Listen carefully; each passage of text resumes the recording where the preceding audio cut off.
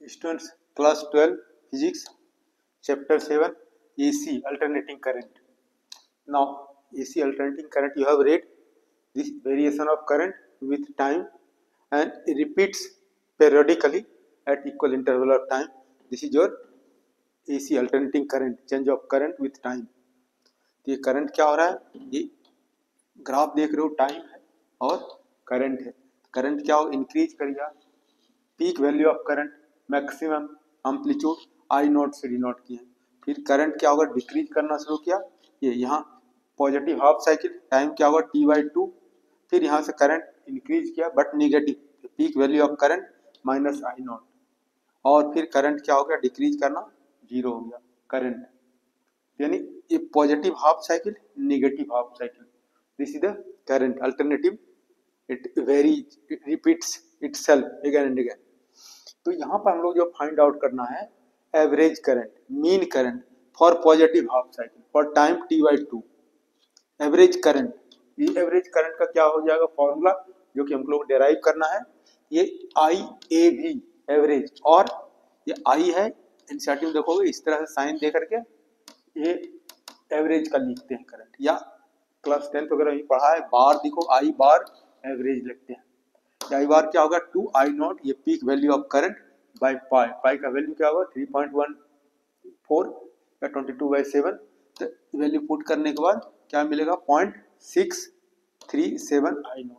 Percentage में convert करोगे क्या होगा, 63.7% ऑफ I0.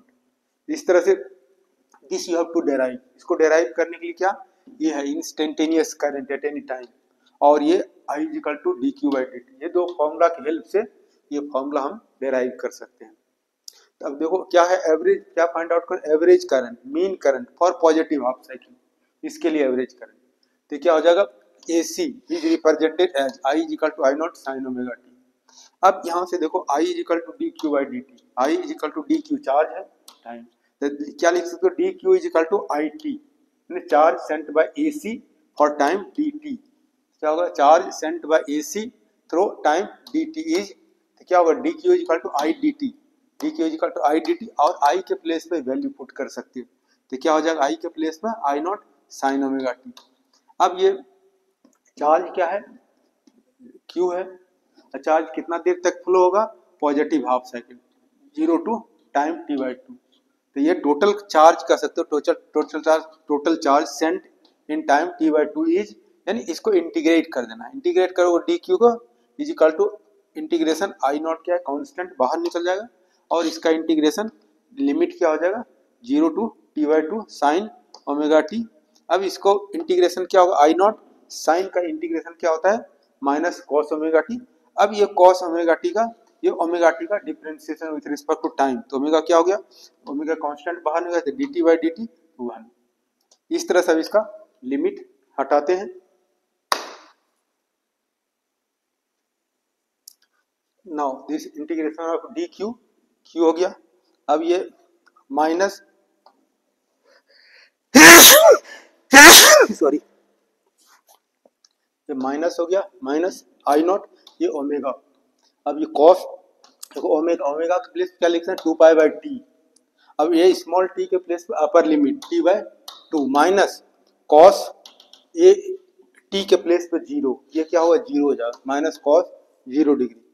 अब ये t कैंसिल हो जाएगा, 2 भी कैंसिल हो जाएगा, तो पाई, तो क्या होगा, माइनस ये पाई के ओमेगा के प्लेस पे 2π/t, और ये कॉस ये हो गया pi minus cos 0 degree. Cos pi कितना आता है, -1, और ये कॉस 0 डिग्री 1, -1 -2 -2, और यहाँ से करोगे ये t क्या होगा, ऊपर चला जाएगा, नीचे क्या होगा 2π, यहाँ क्या होगा -2 -1 -1, तो -2, और यहाँ माइनस क्या होगा, प्लस हो जाएगा, तो क्या होगा 2I0 t बाय 2π. ये 2 कैंसिल कर दोगे, ये q इज इक्वल टू क्या होगा, I0 t by pi.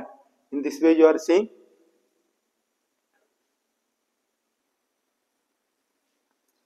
Now from here you are getting, if IAV is the average current, then the charge sent by it in time t/2 is ये formula use करते हैं। आई क्या हो गया, I average, और ये क्यू बाई टी, टी क्या हो जाएगा for positive half cycle, time क्या होगा टी बाई टू।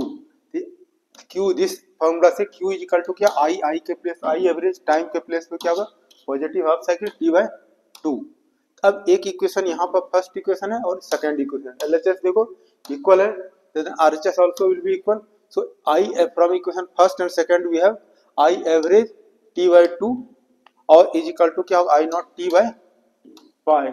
यहाँ से कैंसिल हो जाएगा, क्या हो जाएगा ये t कैंसिल हो जाएगा, I average is equal to ये हो गया 2 I nought by pi, pi का वैल्यू 22/7 वैल्यू पुट करोगे तो ये getting is equal to 0.637 I nought. Percentage में भी चाहो तो इसको कन्वर्ट कर सकते हो। Now this is average current for positive half cycle. तो what will be average current for negative half cycle,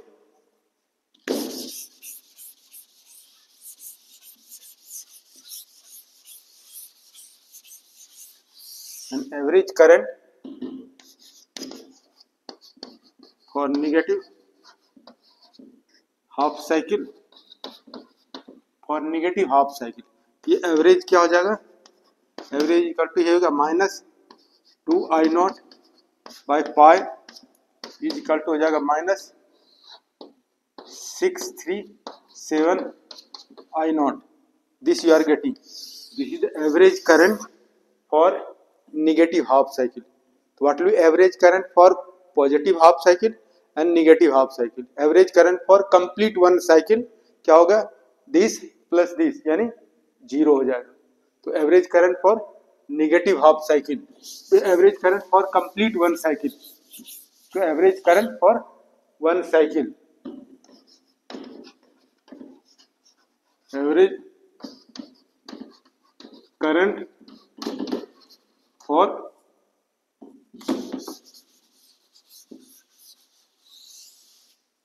complete cycle, positive half negative half, complete cycle तो क्या हो जाएगा इक्वल टू 0, क्योंकि ये क्या कंसीडर कर सकते 2 I nought by pi average current for positive half cycle, और फिर average current for negative half cycle क्या होगा -2 आई नॉट बाय पाई, यानी क्या होगा 0 हो जाएगा। Average current for complete one cycle 0 हो जाएगा। सिमिलरली यू कैन से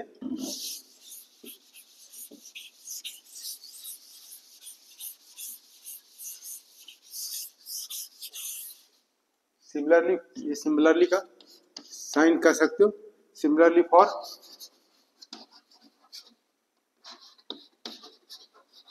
वोल्टेज ऑल्सो, तो क्या हो जाएगा for positive half cycle voltage के लिए V average is equal to हो जाएगा 2 V naught by pi, that you can say 0.637 V naught. In the same way you can say for voltage also, average voltage for positive half cycle, so average V average is equal to 2 V naught by pi is equal to 0.637 V naught। तो इस तरह से for complete positive half cycle average current और average voltage, for complete one cycle current और voltage 0। इस तरह से हम दोनों पढ़ा average current for positive half cycle, negative half cycle, average current for complete one cycle will be 0. Thank you for watching.